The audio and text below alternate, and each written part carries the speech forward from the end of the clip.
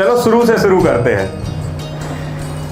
दशरथ इक्ष्वाकु वंश के राजा दशरथ थे, जिनका आज देखे जाए तो पहले बहुत इक्ष्वाकु वंश की वजह से ही पृथ्वी बोलते हुई राजा बलि और बहुत सारे उनके वंशज थे, पर हम दशरथ महाराज से शुरू करते। इक्ष्वाकु वंश के राजा दशरथ थे।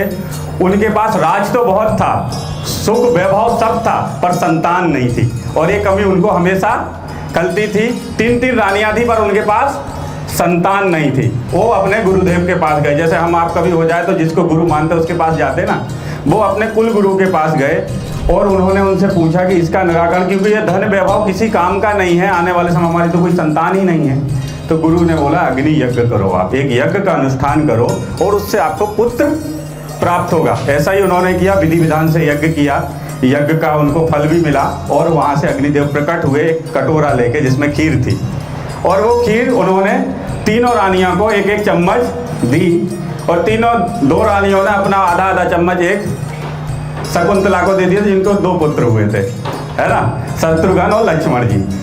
तो जैसा कि यज्ञ का उनको फल मिला, उनके घर में 4 राम लक्ष्मण भरत शत्रुघ्न, चारों का जन्म होता है। बड़ा हर्ष और उल्लास होता है क्योंकि भगवान का जन्म हुआ था। खूब हर्ष और उल्लास के साथ धूमधाम से मनाया जाता है, जश्न मनाया जाता है।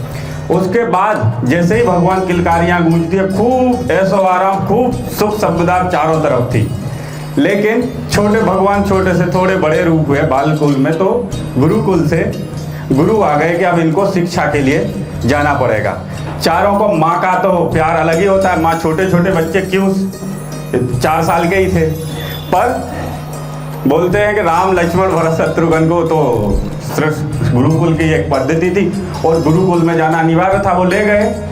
और गुरुकुल में आज तो बड़े स्कूल हो गए, बहुत सारी चीज़ें हो गई, बड़े के लोग बड़े स्कूल में और गरीब के सरकारी स्कूल में बहुत सारी आज भेदभाव है, लेकिन उस समय ऐसा नहीं था। राजा का बेटा भी वही होगा, नॉर्मल से नॉर्मल व्यक्ति भी गुरुकुल में पढ़ेगा और वो सारे काम करने पड़ेंगे जो एक नॉर्मल इंसान करता, इसीलिए वो हर एक चीज को समझ पाता है। याद रखना, जिसने बचपन में संघर्ष झेले हो ना, उसकी जवानी सुखमय होती है। तो बचपन में ही संघर्ष करने पड़ते थे, लकड़ी काटना, गुरु की सेवा करना, पढ़ाई करना, पर भगवान चारों ने इतनी तीव्र मानसिकता है कि गुरु पढ़ने गए रघुराई, अल्पकाल सब विद्या पाई। छोटे कम समय में उन्होंने सारी चीजें सीख ली। 5 से 10 साल वहाँ रहे, फिर वापस अयोध्या आए जब गुरुकुल से पूरी पढ़ाई हो गई। अयोध्या आते ही कुछ दिन हुए, घर में कुछ दिन अच्छी ऐसो आराम हुए, चीजें हुई, लेकिन इसमें विश्वामित्र आ गए। अब देखिए भगवान राम की जर्नी, संघर्ष शुरू हो गए। 15 साल के ही थे और विश्वामित्र मुनिवर आए और दशरथ से बोले कि आपको आपका बेटा चाहिए। बोले क्यों? बोले क्योंकि हम लोग ऋषि महात्माओं को राक्षस लोग हवन यज्ञ कुछ नहीं करने देते हैं और हम कोई भी अनुष्ठान नहीं करने पा रहे हैं और आपका बेटा बड़ा वीर है, ये अगर रहेगा तो हम वहाँ पे यज्ञ कर सकते हैं। उन्होंने बोला आप तो विश्वामित्र हो, आपके पास तो बहुत शक्ति है, मेरे नन्हे नन्हे से बालक जो अभी गुरुकुल से पढ़ के अभी 4 दिन ही नहीं हुए और आप आ गए और इनको अभी घर सुख सुविधाएं कुछ मिले और फिर हम आपके पास भेज दें, और ये क्या राक्षस से लड़ेंगे, ये तो अभी छोटे छोटे से। बोले आप जानते नहीं, ये पुरुषोत्तम श्री राम है, इनके पास बहुत शक्ति है। मतलब पुरुषोत्तम मतलब जो पुरुष में उत्तम हो, इंसान में पुरुषोत्तम का फुल फॉर्म है पुरुषों में उत्तम, भगवान नहीं, जो पुरुषों में उत्तम हो उसको बोलते हैं पुरुषोत्तम, है ना। तो उनको तो डर लगा, बोले राक्षस, बोले आप ही ऐसा करो, आपके पास इतनी शक्ति, आप ही जल छिड़क के उनको तो भस्म कर सकते हो, इनको क्यों ले जा रहे हो?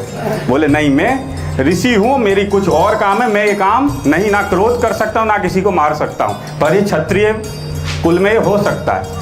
कुछ नहीं माने, अंत में उन्होंने हट करी और फिर उनको भेज दिया। बताओ उनको सुख मिला। जाते ही विश्वामित्र के साथ उन्होंने राक्षसों का संहार, ताड़िका मारी और जाके अहिल्या को तारा, आपने सबने सुना ही होगा। उसके बाद ही वहाँ पे जनक से वो आया, जनक जी, जहाँ पे उन्होंने स्वयंवर में गए विश्वामित्र मुनि के साथ और धनुष तोड़ा और सीता माता से उन्होंने शादी करी और घर आए। बड़ी धूमधाम से बारात निकली जनक के वहाँ से। जैसे ही गए उनको तो बहुत खुश हो गई चारों रानियाँ की अपना चलो बेटे का शादी हो रही है, और माताएं खुश हो गई, धूमधाम से बारात गई, चीज़ें गई, त्यौहार मनाया गया और आके आए और कुछ ही दिन बीते। क्या हुआ? शादी होके कुछ ही दिन बीते और इतने में कैकैया ने, आपने मालूम है मंथरा, सर बोल रहे थे ना, हर जगह एक मंथरा, हर जगह आज मंथरा है। राम तो बहुत कम है, लेकिन मंथरा ने कलयुग में हर जगह, हर ऑर्गेनाइजेशन, हर घर में जन्म ले लिया। और एक मंथरा कैकेयी कौशल्या से ज़्यादा प्रेम करती थी राम से, ये हकीकत है। लेकिन एक मंथरा ने उसका माइंड फेर दिया। आपके जीवन में कोई मंथरा तो नहीं है। आप समझो आपके ऑर्गेनाइजेशन में कोई अच्छा काम होने का हो रहा हो और आप अच्छा कर रहे हो, तो कोई याद है यार तू इतना काम करता, तेरी तो इज्जत ही नहीं है।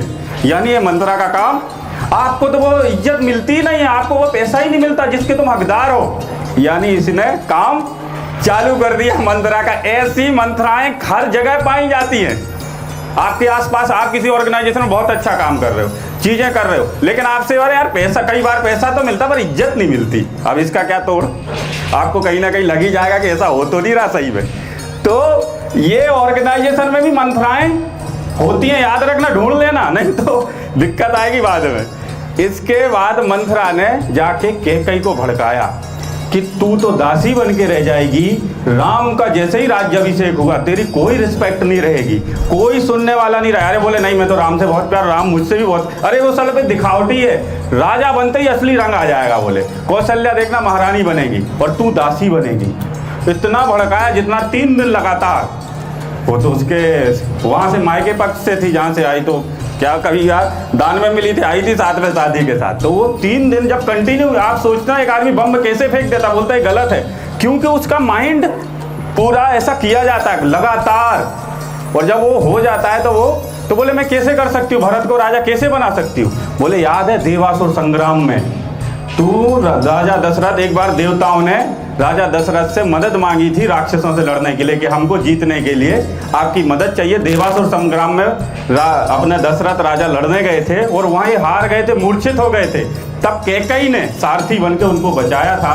तो राजा ने उस समय बोला था कि रानी तुम हमसे कोई भी 3 वर मांग सकते हो।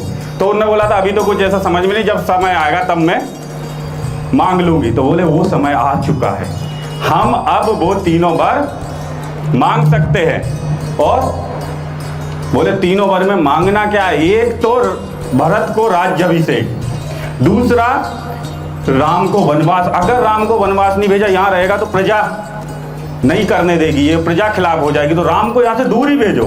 और तीसरा ये यहाँ पे कोई ऐसो आराम के साथ किसी सेना वगैरह कुछ भी ना ले जाके, वनवासी जो होता है ना उस तरीके से पूरा अपने को करना, पूरा प्लान किया गया। और जाके उन्होंने दशरथ से ये 3 वर मांग लिए। दशरथ तो बिल्कुल सुनते ही बोले ऐसा कैसे सोच सकती है तुम अपने राम। चल बोले मैंने 3 में से कहा कि राजा भरत को बना भी देते हैं, पर राम को वन ना भेजो, क्या बिगाड़ा, राम को यहीं रहने दो। बोले नहीं, राम को वन भेजना ही पड़े। इतना अंदर से कठोर हो गई कि बिल्कुल उसने बोला हमारी बात माननी ही आपको पड़ेगी। उसके बाद या तो बोले आप अपने शब्दों से बोलते रघुकुल रीत सदा चली आई, प्राण जाई पर मजन ना। आपके कुल में एक रीत चलती है, या तो शब्दों से पलट जाओ।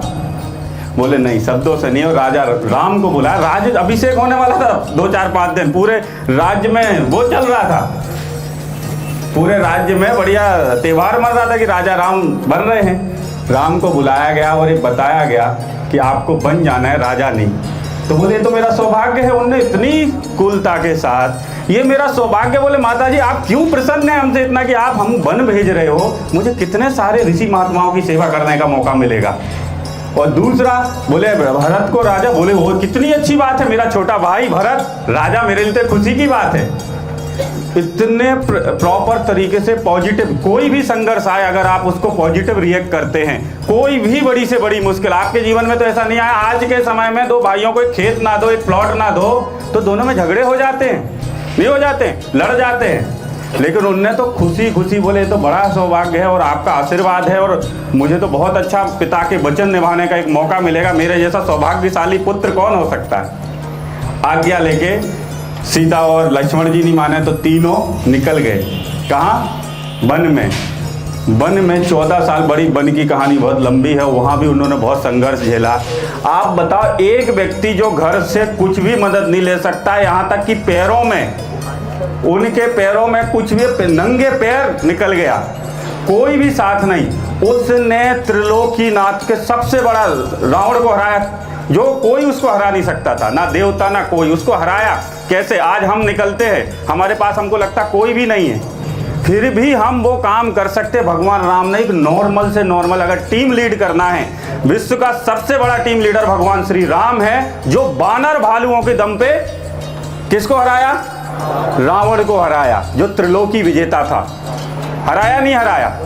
संभव था। बानर भालुओं को लीड किया, ट्रेनिंग दी, बताया, समझाया, उनकी मदद, पहले सुग्रीव की मदद की, मित्रता भी की, तो पहले सुग्रीव को मदद की कि पहले हम आपको जिताते। आप भी कई बार कंडीशन करते हो, तो पहले दूसरों की करो, उसको साबित करो कि हम तेरे लिए समर्पित हैं, फिर मदद मांगो, नहीं तो हम पहले हमारा काम निपटाओ। पहले अगर आपकी भी संधि किसी से होती है तो पहले सुग्रीव को राज्याभिषेक वापस दिलाया। बाली ने जो उनने कर लिया था, तो पहले सुग्रीव को दिलाया, नहीं दिलाया, और रावण जैसे पराक्रमी को हराया। हम भी कुछ कर सकते जीवन में थोड़ा बहुत। आज भगवान श्री राम का जन्मदिन है, तो कुछ तो सीख सकते हो उनसे। और याद रखना, वो पूर्ण अवतार श्री कृष्ण थे और वो मर्यादा पुरुषोत्तम थे, जिन्होंने नॉर्मल जीवन जिया, मानव को ये सिखाया कि कैसे लीडरशिप की जाती है, कैसे काम किया जा सकता है। भगवान राम ही एकमात्र ऐसे हुए जो उन्होंने ये भी बताया कि जीवन में नीति जरूरी है। कई बार प्रजा की बात भी नहीं माननी है। अगर प्रजा तो चाहती थी कि भगवान क्या जंगल जाएं, पूरी प्रजा के आंखों में आंसू थे कि भगवान जंगल ना जाएं। भरत यहाँ तक कि उनको वापस लेने गए सभी के साथ। भरत जैसा भाई, कभी भी भगवान श्री राम अगर भाई का उदाहरण देते तो किसका? लक्ष्मण का नहीं देते, भरत का देते कि मेरा तुम सम भरत संग भाई। और एक चौपाई आती है हनुमान जी के उसमें कि भरत भाई का उदाहरण, भरत जैसा भाई। जब भरत को पता चला ना, भरत को संदेश भेजा गया कि आपको वापस आना है, भगवान वो उनके पिताजी की डेथ हो गई, उनको बताया नहीं गया कि पिताजी उनको जरूरी आना है। तब वो आए तो उनके वंशजों का बॉर्डर पे उनका मंदिर था, मनु सारे वंशजों को उनकी पूजा करनी पड़ती थी। वहाँ आए, उन्होंने चारों की पूजा की, वहाँ देखा तो पिताजी की भी तस्वीर लगी थी। बोले ये क्या है? बोले पिताजी, वहाँ पता चला कि पिताजी चले गए। बोले क्यों? बोले आपकी माँ ने राम वन चले गए, पिताजी स्वर्गवास चले, क्योंकि आपकी माँ आपको राजा बनाना चाहती थी। भरत के हाथों से थाली छूट गई कि यार ऐसे कैसे हो सकता है, मेरी माँ ने ऐसा कैसे कर दिया। और जो निर्दोष होके भी पूरे जीवन अपने आप को दोषी मानता रहा, वो भरत थे। उनकी कोई गलती नहीं थी, फिर भी पूरा जी। बोले भैया जब लौटाने गए सबको लेके, बोले भैया मुझको माफ तो कर देंगे ना, बल्कि गलती कुछ भी नहीं थी भरत की। तो ऐसा जीवन का चक्र है। हमको एक दूसरे, जिसके जीवन में करुणा नहीं है, जिसके जीवन में दया नहीं, जिसके जीवन में प्रेम नहीं, वो बड़ी सक्सेस भी हासिल नहीं कर सकता है। जिसको जीवन में करुणा, प्रेम और दया है, वो किसी से भी दिल लगा लेगा और हर एक चीज हासिल कर लेगा। अगर विजन से लग गया तो कुछ भी असंभव नहीं है। पैर अपने आप चलते हैं, आपको चलाने नहीं पड़ते कि नहीं? इस बात को मानते? यही खत्म करें कहानी। चलिए, सियावल रामचंद्र की। Thank you.